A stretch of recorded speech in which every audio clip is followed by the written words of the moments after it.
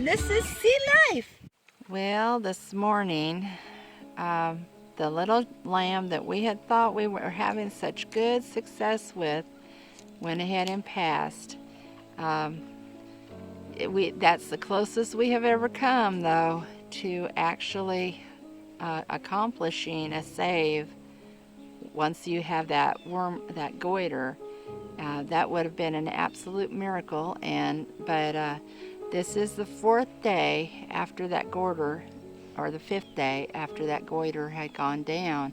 So we really thought, she was out of the woods and was gonna make it. But this morning we found her passed on, and sorry to hear that. Sorry to have that happen.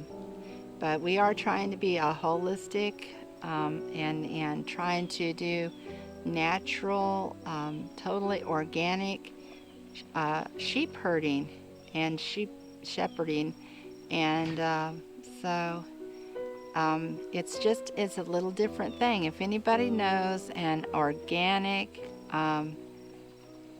wormer that really does accomplish for you, or some way to make a save. I've heard of people saving goats with more garlic or more pepper, but we feed garlic and pepper on a regular basis. But I had never seen a dramatic change in that of goiter or swelling like that. We thought surely that was going to be the ticket.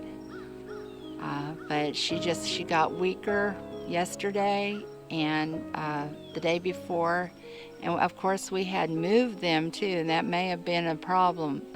Maybe because she was still kind of sickly, we should not have moved her, because it could be the moving stress was just too much.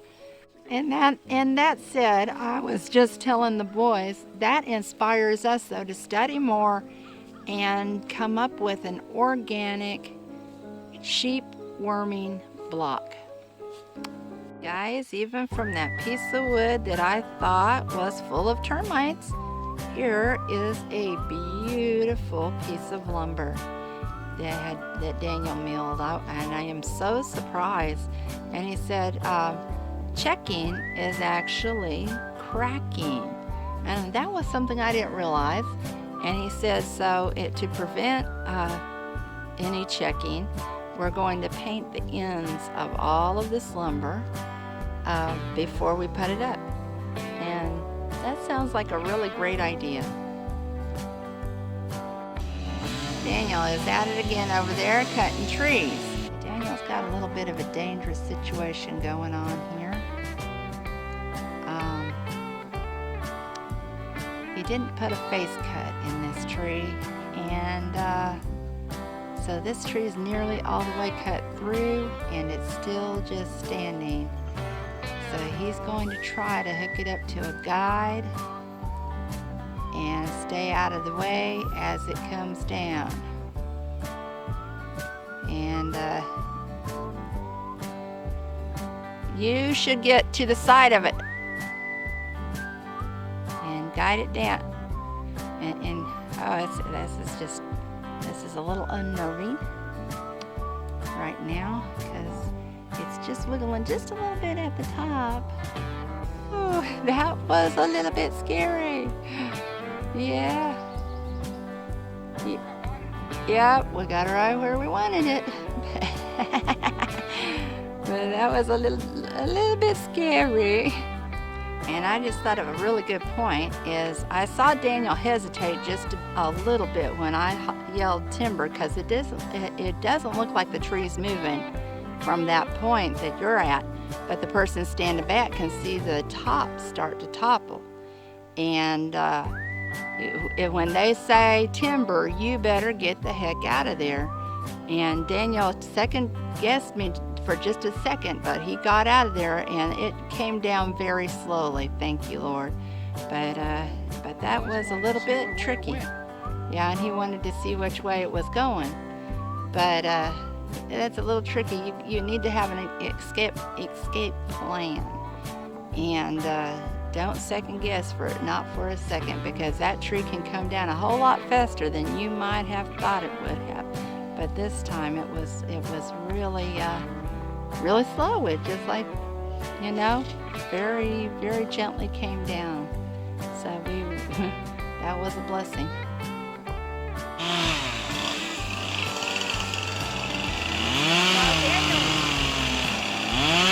While Daniel's doing that, I'm going to be painting the ends of these. So I'm just going to go get my paint and get started.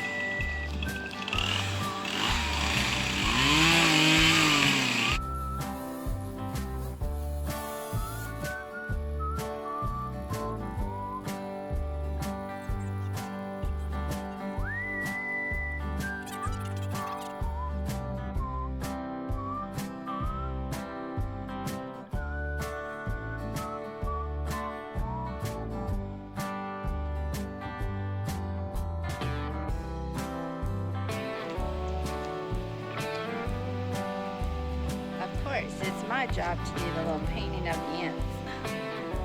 I have all those little small jobs, like making sure the timber doesn't, topple on you, and painting ends, little things like that, while Daniel gets into the big, heavy stuff.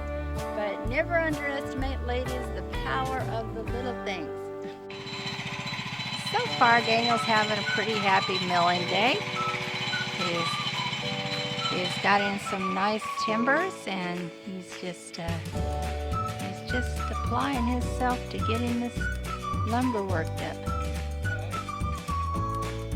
It just smells so nice. This is so much better than going to the lumber yard. And this tree was a bit of a wrestle to get up here. We had tried a different method. I don't know if I caught it on camera, but it was so... We had tried to use that chain and hook it in the middle of it, and then hook the winch up onto it, and that didn't... It still wasn't the right way. We're going to have to figure this out. Maybe we'll have to watch a couple more videos, somebody else's videos or something. Who knows? But we'll get it. Good thing I was watching that time, because he almost forgot to take this little ramp off.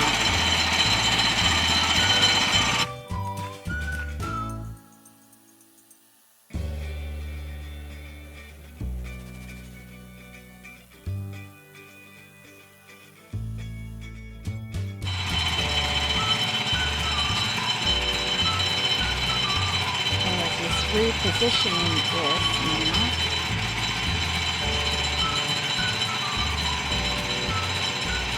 Like we said, we are not professionals by any means, and we are not getting paid to use this product. We just have bought it and are enjoying using this on our property.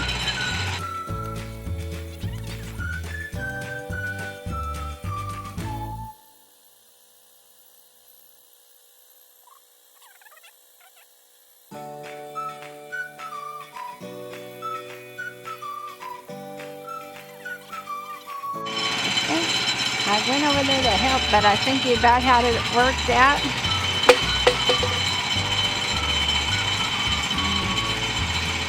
And again, that's that book. It says, come here, come help me.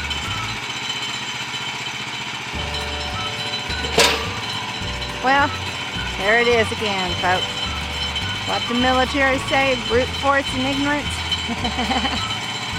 There it goes. Just gonna lock it in.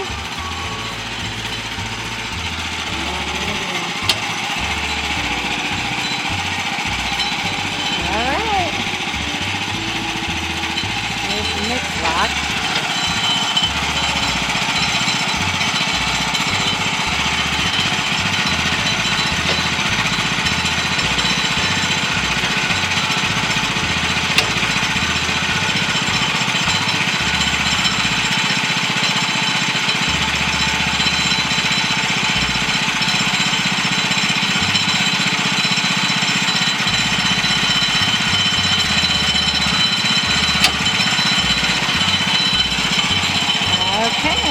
we're ready to do this. We're just taking note of this little tool. Talking about how amazing it is that that little tool can cause it to be so much easier to move these logs. And we're sure glad we bought one. If you're going to purchase one of these things, be sure you get those little tools to go along with it. Because it's very hard to turn these big logs. Otherwise, you just can't do it without it. And as you see, he uses it in many other ways than you might think. There's a lot of different uses for it. So, if he ever got the head to stop, rolling, or what he did to keep it from rolling, he said, now that he's got it level, it doesn't roll. So it's just a matter of truly getting it level. If you have one of these and had wondered, like we had.